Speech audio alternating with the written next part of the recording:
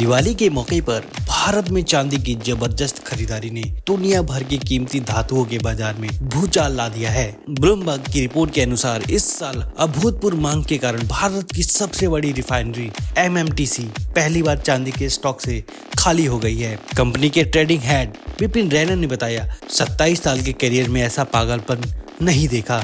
Market में चांदी मिल ही नहीं रही।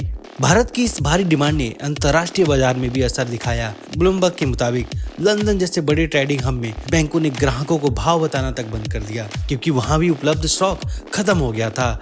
कई ट्रेडर्स ने पिछले 45 साल का सबसे बड़ा सिल्वर क्राइसिस बताया। तो आइए जानते हैं इस भगदड़ की क्या है मुख्य वजह। भारत में दिवाली धनतेरस पर रिकॉर्ड खरीदारी। सोशल मीडिया पर चांदी को अगला गोल्ड बताया जाना। गोल्ड सिल्वर रेशियो 100:1 वायरल होने से सिल्वर रश हो गया। अमेरिका में संभावित टैरिफ से पहले भारी शिफ्ट। सोलर इंडस्ट्री में बढ़ती खपत। डॉलर की कमजोरी से हेज फंड्स का निवेश।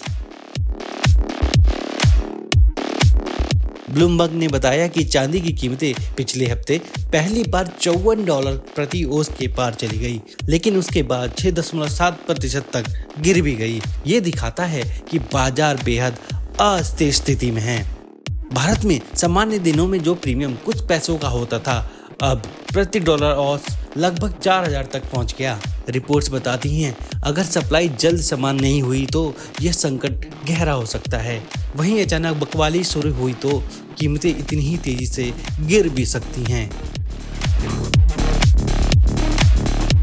दुनिया भर में चांदी के बाजार में हाल के दिनों में जबरदस्त उतार चढ़ाव देखने को मिल रहा है। 1980 में हैंड्स ब्रदर और 1998 में वॉरेन बफे द्वारा की गई भारी खरीदारी के बाद अब एक बार फिर बाजार में सप्लाई के कारण दिक्कतें बढ़ गई हैं। हालांकि इस बार स्थिति थोड़ी सी अलग मानी जा रही है। एक्सपर्ट्स का कहना है कि यह संकट कृत्रिम नहीं बल्कि वास्तविक कमी के कारण पैदा हुआ है।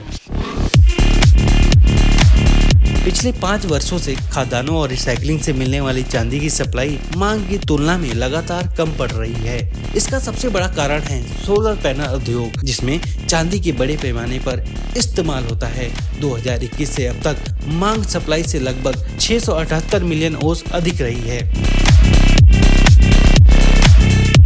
साल की शुरुआत में आशंका जताई गई थी कि डोनाल्ड ट्रंप चांदी पर टैरिफ लगा सकते हैं। इसी डर से करीब 200 मिलियन ओंस चांदी न्यूयॉर्क के वेयर हाउस में भेजी गई। इसके अलावा निवेशकों ने भी ETF में 100 मिलियन ओंस से ज्यादा चांदी खरीदी, जिससे लंदन स्टॉक तेजी से खाली होता गया।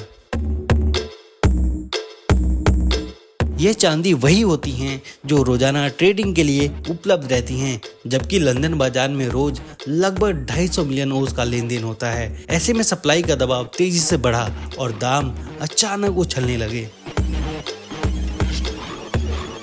आमतौर पर 4 दिन में चांदी खरीदकर जांच के बाद हवाई जहाज के जरिए लंदन पहुंचाई जा सकती है, लेकिन कस्टम और लॉजिस्टिक में देरी होने से कई बार डिलीवरी में हफ्तों लग जाते हैं। इसी वजह से कई ट्रेडर्स डरे हुए थे कि कहीं वो डिलीवरी समय पर ना कर पाएं और उन्हें भारी नुकसान झेलना पड़े।